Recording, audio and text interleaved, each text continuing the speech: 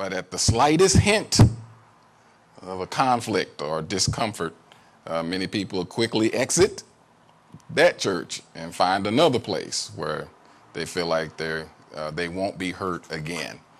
And I can tell you right now that that is a pointless search, because you're never going to find any church, any organization, any job, any business, any school, anywhere where you're not going to be hurt. It just simply does not exist. As I talk to people, I talk with people in various forms, as you guys always hear me talking about how I'm on Facebook with folks. And I am quite a bit. I get on Facebook and I get in some people's blogs. When things happen in the news, occasionally I will even go and join in with the comments. I do that. I like going on CNN and all the news networks where something has happened and make comments. And I find that most people have what I call it a 30,000 feet perspective of the church. And what I mean by that, if you can see this picture up here, they feel that they need to know, they know what needs to be done, and it looks so simple from way up there. I went on Google Maps, and this first picture up here on the left-hand side is the actual picture of this structure from space. And so when you look at this structure and everything surrounding us, doesn't it look so simple? It's so laid out, and you see all the lines, and it just looks so perfectly clear. And most people have this view of the church. So they say things like, the pastor just ought to, and this is what the wife just needs to do, and if the leaders would just do that and just do that. And so it looks so simple when you're looking at it from 30,000 feet. But here is the Google map, and they have the ability, it's amazing what they can do. Here is the picture of this place, just from standing directly across the street. And when you look at this structure from across the street, you see trees, and there's a sidewalk, and in fact, you can even see this facility looking up and down the street and from the sides of the building. Now, when you get down on ground level, you see some things that you didn't know was there,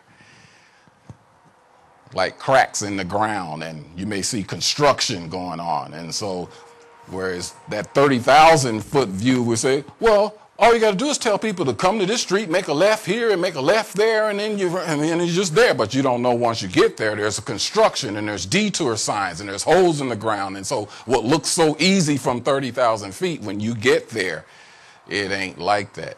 One of the conversations that I joined in on, there were some people who were talking about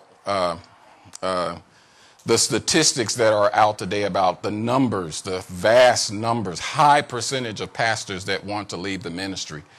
And so all of these folks, none of them are pastors, and so they all threw in their opinion, saying how appalling it is and how crazy it is that pastors want to leave the ministry, and how uncommitted pastors are, and how pastors' wives need to support their husbands. And so I know, well, you don't have a clue as to why it's a high percentage of pastors and ministries pastors that want to get out.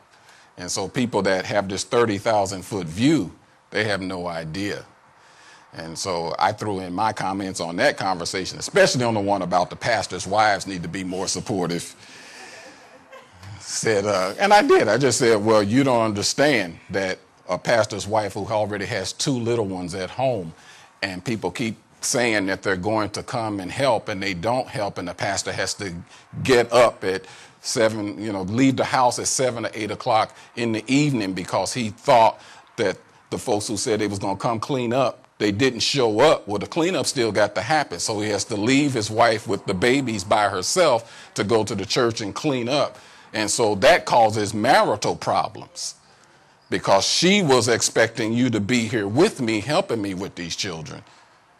And so that's the kind of thing, what I mean, the difference between 30,000 foot view and getting down to the nitty gritty, where no, there are some pastors' wives, they want out of this not because they're not committed to God and not committed to the ministry. They are tired of their husband always having to go out and do stuff by himself, because the people who promised that they was going to volunteer to come clean up the building keep not showing up. So it ain't got nothing to do with pastor's wife needs to be more supportive. In fact, she's being quite supportive at that point. It's not really something I'm just harping on. We actually live this as associate pastors in our church back in St. Louis. There were a number of women who were kind of annoyed with my wife because there were several events and things that we would have in our church and she would not be there and I wouldn't be. And the reason why she wasn't there was because I told her not to come. I told her because obviously we had 3 children and twins. And so there are several events that I would tell her not to come to in the middle of the week. And I would defend her when people would ask me, why isn't your wife here tonight? And I would say, because she's supporting me. When they wonder, how could she be supporting you at home? Well, because she is at home taking care of the kids. That's what frees me up to be here to. So a pastor's wife support is not just her sitting like my wife is, pretty and beautiful on the front row of the church. The support goes into when you see a pastor's wife that is taking care of stuff behind the scenes, she is supporting the man of God, because it takes those behind the scenes work to actually give us the ability to stand up here. So that's kind of what I mean about that 30,000 foot view versus the on the ground view of what the ministry is like. We've now ministered in Harrisburg for more than 7 years, and so what I'm kind of talking about is when you come down to earth, you discover through that the answers are really not simple. The solution is not so simple when you try to apply those solutions to real life hurts and real life pains and real life complications and real life disasters. Anybody know what I'm talking about? Real life disasters. And like I said, we've been ministering in Harrisburg for more than 7 years, and we've observed firsthand and even taken the blows from people who were hurt in church. And they took it out on us. They went to somebody else's church, they got hurt there, and when they started attending our church, they let it out on us, and we ain't had nothing to do with it. But that is often what happens. I'm not just saying that happens to us. I'm sure that's happened to you, where somebody came into your life and they got hurt by somebody else, but you took the brunt of it. And you were like, what are you going off on me for? I wasn't the one who said it. I wasn't the one who did it. And one thing that also actually happens to leaders too, and I'm not just talking about the senior pastor, I'm talking about some of those folks that the pastors will ask to help and bring them on board and put them in leadership. A leader's flaws begin to come to the surface, and the people see those flaws and they start gossiping about it.